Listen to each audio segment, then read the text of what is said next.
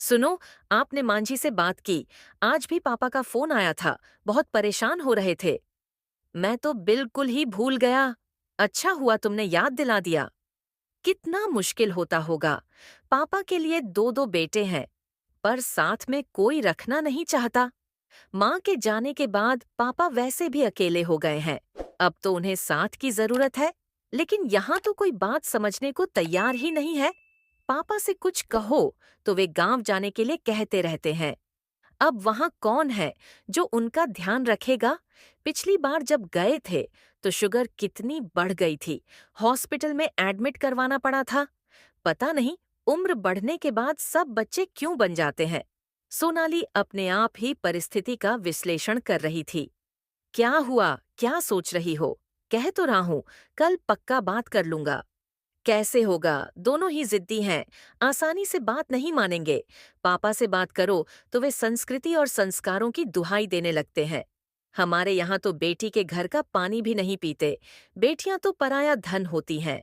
उनके घर बार बार आना अच्छा नहीं लगता। और मांझी, वे तो मेरे मायके का जिक्र आते ही चिढ़ जाती हैं। न मैं भैया के घर रह सकती हूँ और न ही पापा हमारे घर आकर रह सकते हैं। अजीब मुश्किल है। सोनाली अपनी रौ में बोलती जा रही थी। सोनाली, उनकी बात अपनी जगह सही है। अब यह पुराने रीति रिवाज आसानी से पीछा कहाँ छोड़ते हैं। मैं आपसे अपनी परेशानी का हल मांग रही हूँ और आप हैं कि मुझे और परेशान किए जा रहे हो। कहते कहते सोनाली रुआंसी हो गई। यह तुम्हारा बढ़िया है।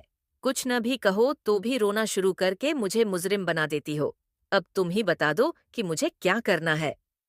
एक बार आप बात करके देखो। आप कहोगे तो पापा मना नहीं कर पाएंगे। कहते हुए सोनाली के चेहरे पर मुस्कान फैल गई। यह तो है, मैं कहूंगा तो शायद मना नहीं कर पाएंगे। पर मैं एक बात और सोच रहा हूँ, माँ को कैसे मनाया जाए। माँ भी तो पुराने विचारों वाली है और ऊपर से उनका स्वभाव भी थोड़ा गर्म है। कहीं उन्होंने कुछ कह दिया तो। मुझे तो डर है कि तुम्हारे पापा की स्थिति आसमान से गिरे खजूर में अटके जैसी न हो जाए। जानती हूँ मैं, पापा की स्थिति में कोई खास परिवर्तन नहीं होगा, पर यहाँ मैं तो रहूंगी ना। मैं उनका ध्यान रखूंगी तो सब सही होगा। बस आप एक बार मांझी से बात करके देखो। मेरे कहने से तो बात बिगड़ जाएगी। अगले दिन शाम को घर लौटते हुए सुधीर गुलाब जामुन और समोसे लेकर आया। दोनों ही चीजें माँ को बहुत पसंद है। पापा को जब भी अपना मनमाना काम करवाना होता तो वह यही फॉर्मूला अपनाते थे। सोनाली, जल्दी से अदरक वाली कड़क चाय बनाकर माँ के कमरे में लेकर आना। गरम गरम समोसे लाया हूँ। माँ, माँ, कहाँ हो तुम? मैं कहाँ जाऊंगी, इन चारों कोनों को छोड़कर। अब तो घर के चारों कोने ही मेरे लिए चार धाम बन गए हैं। क्या बात है, आज तो तुम्हारा गुस्सा समोसे से भी ज्यादा गर्म हो रहा है। कोरोना के कारण पहले ही घर में बंद पड़ी थी। बड़ी मुश्किल से बाहर जाने का एक मौका आया, वह भी तेरी पत्नी की वजह से न हो पाया। कहाँ जा रही थी? तुम्हें मना किया है। अभी संकट पूरी तरह से नहीं टला है। रोज 4 से 5 केस आ ही जाते हैं।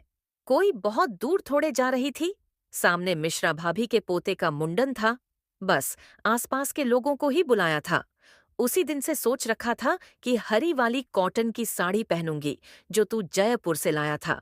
अलमारी खोलकर देखा तो कोने में जैसे तैसे पड़ी थी। तेरी बहू से प्रेस करने के लिए कहा, पर इसे मेरी बात कहाँ याद रहती है। मेरे हाथ में दर्द नहीं होता तो मैं खुद ही कर लेती। भूल गई होगी। तुम कल मुझे दे देना। ऑफिस जाते समय प्रेस को देता जाऊंगा। पता नहीं सारा दिन क्या करती रहती है। एक तू ही है जो मेरा ख्याल रखता है, वरना मैं तो कब का हरिद्वार निकल गई होती। समोसे लाया है तो गुलाब जामुन भी जरूर लाया होगा। कैसे भूल सकता हूँ, रात को खाने के बाद गुलाब जामुन भी खाएंगे। कुछ तो गड़बड़ है जो तू मुझे इतना मक्खन लगा रहा है। बता क्या बात है। कुछ भी तो नहीं, तुम्हें तो हर वक्त दाल में काला ही नजर आता है। अच्छी तरह से जानती हूँ तुझे, ये सब ट्रिक तूने अपने पापा से ही सीखी है। कोई न कोई ऐसी बात होगी जिसके लिए मैं मंजूरी नहीं दूंगी। माँ, आज भी तुम मेरे मन की बात जान लेती हो। सुधीर भावुक हो गया। माँ हूं ना, मुंह की थोड़ी कड़वी जरूर हूं, पर दिल चाशनी से भी ज्यादा मीठा है। जानता हूँ, सुधीर ने माँ का हाथ अपने हाथों में लेकर कहा। सोनाली के पापा के बारे में बात करनी है। उनको यहाँ बुलाने की सोच रहे हैं। आपसे राय लेनी थी। इसमें पूछने वाली क्या बात है, मैं क्यों मना करूंगी? बात को बीच में काटते हुए माँ बोली। नहीं, वह बात ऐसी है कि सोनाली की भाभी को उनका घर में रहना पसंद नहीं है। बात बात में घर में झगड़े होते रहते हैं। इसीलिए सोच रहे थे कि तेरा दिमाग तो खराब नहीं हो गया जो ऐसी बेसिर पैर की बातें कर रहा है। 2 से 3 दिन की बात अलग थी। यहाँ रहने लगेगे तो लोग क्या कहेंगे? जितने मुंह उतनी बातें। किस किस को समझाते फिरेंगे? हम लोगों की चिंता क्यों करें?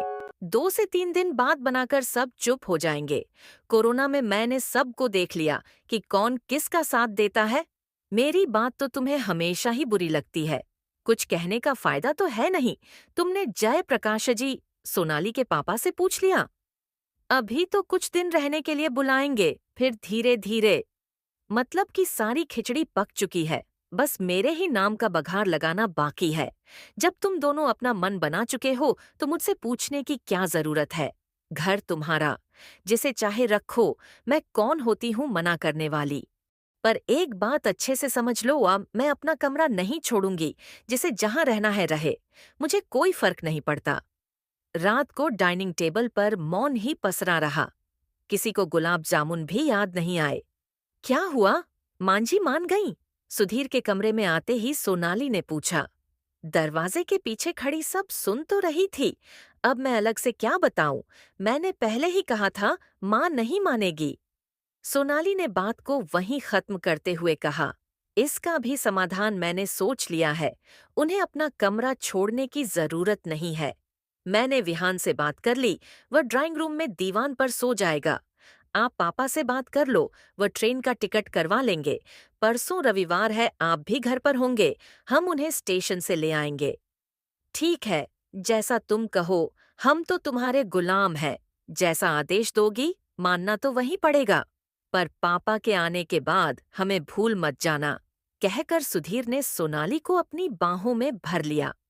कुछ दिनों के लिए पापा घर आने के लिए राजी हो गए। पर माँ की तेवर बदले हुए थे। उन्होंने एक बार भी पापा से ढंग से बात नहीं की। शायद लता बहन जी को मेरा यहाँ आना अच्छा नहीं लगा।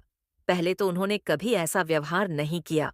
सोनाली बहुत कोशिश करती कि घर का माहौल सामान्य रहे, पर कभी बिजली कड़कने लगती तो कभी ओलों के साथ तेज बौछारें। इतनी ठंडक होने के बावजूद भी घर का तापमान हमेशा गर्म रहता। हर कदम फूंक फूंक कर रखना पड़ता। पता नहीं कब तूफान आ जाए। बहू, ये गीजर खराब हो गया क्या? गर्म पानी नहीं आ रहा। आज शायद पापा पहले नहाने चले गए, इसीलिए पानी खत्म हो गया होगा। आप मेरे बाथरूम में नहा लीजिए। कोई नहीं, आज कान्हा जी को थोड़ी देर में भोग लगा लूंगी। अब तो यह सब चलता ही रहेगा। सोनाली, कहाँ हो तुम? मेरा लंच तैयार हुआ कि नहीं? ला रही हूँ, डाइनिंग टेबल पर रखा है। आज तो आपने बचा लिया, वरना मांझी का गुस्सा जाने कितनी देर और सुनना पड़ता। पता है, इसीलिए तो तुम्हें आवाज देकर बुला लिया, वरना थोड़ी देर में तुम्हारी गंगा जमुना दोनों धाराएं एक साथ बहनी शुरू हो जाती और हमारी रात काली। बहुत बुरे हो आप। हर वक्त एक ही ओर आपका दिमाग घूमता रहता है। फिर रात की बात पक्की। सलोनी के गालों पर हल्की से चिकोटी काटते हुए सुधीर ने कहा। आज कहानी यहीं खत्म नहीं हुई थी। शायद आज सोनाली का दिन ही खराब था। दोपहर को खाने के समय, बहू, आज खाने में चने लौकी की दाल क्यों बनाई है? भूल गई क्या? मुझे यह दाल बिल्कुल पसंद नहीं। क्या अब मेरी यह स्थिति हो गई है कि मुझे घर में अपनी पसंद का खाना भी नसीब नहीं होगा? नहीं मांझी, ऐसा नहीं है। मैंने प्याज की भिंडी बनाई थी। आज यह दीपक भैया का खाना भी ले गए हैं, इसलिए सब्जी खत्म हो गई। मतलब खत्म हो गई? क्या दूसरी सब्जी नहीं बन सकती थी या बाजार में सब्जी वालों की हड़ताल है? उबले आलू रखे हैं, अभी भून कर लाती हूँ। सोनाली ने उन्हें मनाने की पुरजोर कोशिश की। रहने दे, मुझे दिखाने के लिए बातें न बना। अब मेरा खाना खाने का मन नहीं है। उबले आलू की 2 से 4 पकौड़ियां तल कर लिया। तली हुई चीजें खाने से आपकी तबीयत खराब हो जाएगी, सोनाली कहना चाहती थी, पर कह नहीं सकी। वही हुआ जिसका डर था। शाम होते होते मांझी की तबीयत खराब हो गई। आज तो उलटी रुकने का नाम ही नहीं ले रही, क्या करूं? अब तक तो सुधीर बंगलुरु के लिए निकल गए होंगे। इन्हें भी आज ही बाहर जाना था। पिछली बार तो अस्पताल ले जाना पड़ा था। सोनाली घबराहट में बड़बड़ाने लगी। पहले तो तू शांत हो, सब ठीक हो जाएगा। अपनी सास को ओआरएस का घोल लगातार पिलाती रह। इससे शरीर में नमक और चीनी की कमी नहीं रहेगी और जान भी बनी रहेगी। और हाँ, मुझे पिछली बार की दवाई का पर्चा दे दे। मैं विहान के साथ जाकर दवाई ले आता हूँ। रात होते होते लता जी की तबीयत में काफी सुधार आ चुका था। अब आप कैसा महसूस कर रही हैं? पहले से ठीक हूँ। कुछ खाने का मन है, खिचड़ी बनवा दे। लता जी ने सिर हिलाकर हामी भरी। लता जी ने सोनाली और उसके पापा की बातें सुन ली थी, इसलिए शांतिपूर्वक हाँ कह दिया। मुझे भी अक्सर एसिडिटी हो जाती है। डॉक्टर ने तला भुना खाने से बिल्कुल मना कर रखा है, पर जब मन करता है तो कुछ ध्यान नहीं रहता। आखिर जिंदगी सिर्फ लौकी तौरी खाकर तो नहीं गुजारी जा सकती। लता जी के चेहरे पर फीकी मुस्कान आ गई। विहान बेटा, ताश ले आ। तेरी दादी का मन भी लगा रहेगा। अकेले लेटे लेटे तो मन और भी घबराता है। आपको ताश खेलना पसंद है? जी, पहले तो बहुत पसंद था।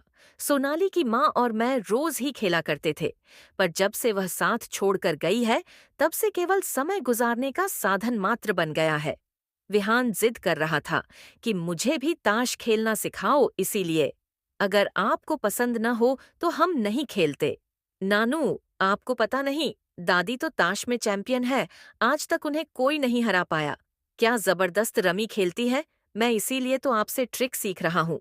मुझे एक दिन दादी को जरूर हराना है ना दादी? जल्दी से ठीक हो जाओ, फिर मैं तुम्हें हराऊंगा। मुझे क्या हुआ? मैं तो ठीक हूँ। तू पत्ते बांट। आपकी तबीयत। कहते कहते जयप्रकाश जी चुप हो गए। शायद खेलने से मन बदल जाए। पापा, सुधीर ने कल डॉक्टर का अपॉइंटमेंट ले लिया है। मुझे तो विहान की पेरेंट्स मीटिंग में जाना है। क्या आप मांझी को दिखा लाएंगे? हाँ, हाँ, क्यों नहीं, मैं चला जाऊंगा। बहू, सुधीर कब तक आएगा? वे तो आज ऑफिस से ही बंगलुरु चले गए हैं, 2 दिन बाद आएंगे। कोई बात नहीं, जब वह आ जाएगा तब दिखा लेंगे। शायद लता जी को सोनाली के पापा के साथ जाने में संकोच हो रहा था। कैसी बातें कर रही हैं आप? तबीयत आपकी खराब है और आप डॉक्टर को दिखाने कुछ दिन बाद जाएंगी। शायद आपको मेरे साथ जाने में संकोच हो रहा है। आप तो जानते हैं, जैसे ही बाहर निकलेंगे गली मोहल्ले वाले, सबकी नजर पड़ेगी। पता नहीं क्या क्या बातें बनाएंगे। 2 से 3 दिन की ही तो बात है। जैसे ही सुधीर वापस आएगा, मैं डॉक्टर को दिखा आऊंगी। अब तो मैं सही भी हो गई हूँ। लता जी ने बात को संभालने की पूरी कोशिश की।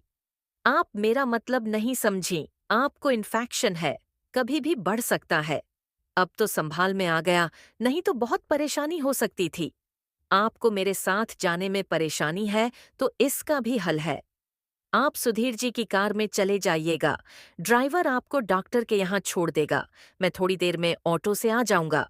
जयप्रकाश जी ने जब अधिकारपूर्वक कहा तो लता जी को उनकी बात माननी ही पड़ी। सुबह जैसा निश्चित हुआ था, उसी के अनुसार लता जी ड्राइवर के साथ चली गई और थोड़ी देर बाद जयप्रकाश जी भी ऑटो के साथ वहां पहुंच गए। आप आ गए। बहुत देर हो गई, मुझे तो घबराहट होने लगी थी। पता नहीं, दोपहर का समय है, फिर भी ट्रैफिक बहुत मिला। अब तो सड़कों पर आदमी से ज्यादा वाहन हो गए हैं। क्या आपका नंबर आ गया? नहीं, अभी 2 लोगों के बाद है। आप कुछ लेंगी? पानी या चाय? मैं भी जल्दी में घर से लाना भूल गया। लता जी मन ही मन खुश हो रही थी। अपनी फिक्र होते देख उन्हें बहुत अच्छा लग रहा था। डॉक्टर साहब से भी सारी बातें जयप्रकाश जी ने ही की। आपने सही समय पर दवाई और ओआरएस का घोल दे दिया, जिससे पेट में इन्फेक्शन नहीं फैला। अब मैं 3 दिन की दवाई लिख रहा हूँ और कुछ टेस्ट भी आप करवा लीजिए। और हाँ, मांझी, आप भी थोड़ा घूमना शुरू कर दीजिए, इससे डाइजेशन दुरुस्त रहता है। क्लिनिक से बाहर निकलकर जयप्रकाश जी ऑटो ढूंढने लगे। आप भी कार में बैठ जाइए, बाहर कितनी चिलचिलाती धूप हो रही है, पता नहीं आपको ऑटो कब मिलेगा। पर लोग, आप उनकी चिंता न करें, मैं सब देख लूंगी। अचानक से लता जी का हृदय परिवर्तन देखकर जयप्रकाश जी हैरान हो गए। फिर क्या था, सारे रास्ते दोनों में बातचीत होती रही। कहीं से भी आभास नहीं हो रहा था कि अभी साथ दिखने मात्र से ही उनको परेशानी हो रही थी। अरे, मैं आपको बताना ही भूल गया। आप सुबह 8 बजे तक कुछ नहीं खाएंगे। पैथोलॉजी लैब से आपका ब्लड सैंपल लेने आएगा। जब मैं आपकी दवाई लेने गया था, तभी उसे बुक कर दिया था। भाई साहब कितने सरल और सहज हैं। सब काम चुपचाप निपटा दिया। मैंने कितना गलत समझा। लता जी मन ही मन विचार करने लगी। कहाँ खो गई आप? घर आ गया है। भाई साहब, आपका बहुत बहुत धन्यवाद। कल से आप मेरी इतनी अधिक देखभाल कर रहे हैं और मैं अब तक आपसे परायों जैसा व्यवहार कर रही थी। मैं अपने व्यवहार पर बहुत शर्मिंदा हूँ। ऐसा न कहिए बहन जी, घर परिवार में तो यह सब चलता ही रहता है। धीरे धीरे घर का मौसम बदलने लगा। पहले जहां लू के थपेड़ों ने आपसी रिश्तों को झुलसा दिया था, वहीं अब रोज पड़ने वाली बूंदों ने मौसम को खुशनुमा बना दिया। पापा भी धीरे धीरे घर का हिस्सा बन गए थे। मैंने विहान को पढ़ाने की जिम्मेदारी उन्हें सौंप दी। सबको एक साथ देखकर कितना सुकून मिलता है। किसी प्रकार की कोई टेंशन नहीं। पता नहीं हमारे समाज में इतनी पाबंदियां क्यों हैं?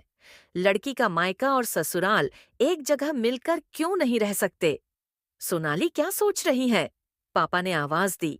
एक कोफ्ता और मिल सकता है क्या? आज लौकी के कोफ्ते बहुत स्वादिष्ट बने हैं। पेट भर गया है, पर मन अभी तृप्त नहीं हुआ है। पापा ने खाने की तारीफ की, तो सोनाली ने बताया कि आज कोफ्ते मांझी ने बनाए हैं। लता जी ने तो रसोई से संन्यास ले लिया था। आज अचानक मन किया, या शायद धन्यवाद कहने का उन्हें यह तरीका समझ आया। पर इतनी तारीफ सुनने को मिलेगी, ऐसा सोचा न था। अब तो हर दूसरे दिन लता जी रसोई के चक्कर लगाने लगी। धीरे धीरे उन दोनों के बीच संकोच की दूरी घटने लगी।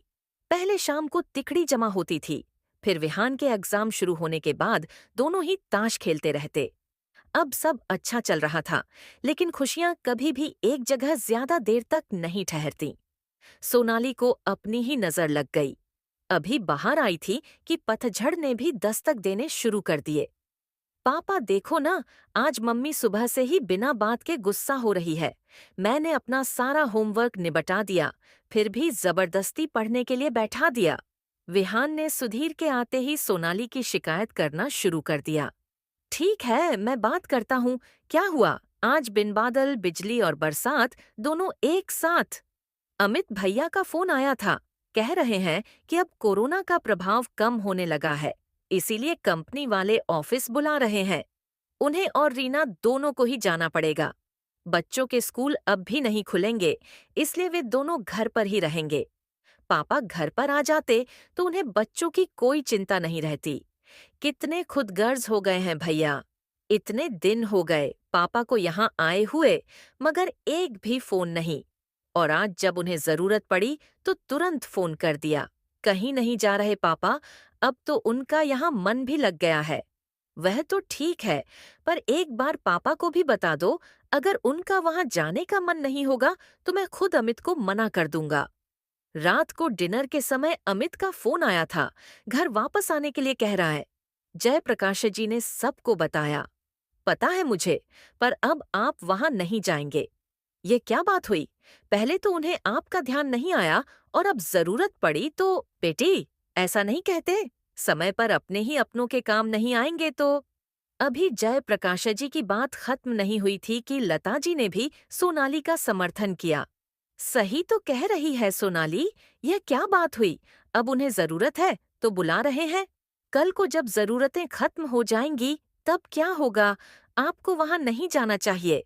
बच्चों को भी तो आपकी अहमियत का पता चले। सब लता जी की बात सुनकर आश्चर्यचकित रह गए। कहाँ तो माँ उनके आने का विरोध कर रही थीं, और जब वह जाने के लिए कह रहे हैं तो मना कर रही हैं। शायद इतने दिनों से जिस अकेलेपन को वह झेल रही थी, वह अब भरने लगा था। नहीं लता जी, मुझे जाना ही पड़ेगा। बेटा खुदगर्ज हो सकता है, पर एक पिता नहीं। अगर मैं भी उसकी तरह व्यवहार करूंगा तो उसमें और मुझ में क्या अंतर रह जाएगा? मैं अपने बेटे को सही संस्कार देने में नाकामयाब रहा, पर कोशिश करूंगा कि आने वाली पीढ़ी को संभाल सकूं। पापा अपनी जगह सही थे और हम सबकी चिंता भी वाजिब थी। सबके मन दुखी थे। कोई नहीं चाहता था कि पापा वापस जाएं। आपके घर में आने से रौनक आ गई थी। अब आप चले जाएंगे तो फिर से जाना तो पड़ेगा। आप भी समझती हैं कि बच्चे गलती कर सकते हैं, पर माँ बाप नहीं। मैं आपसे रोज फोन पर बात करूंगा। सोनाली कभी माँ की ओर देखती और कभी अपने पापा की ओर।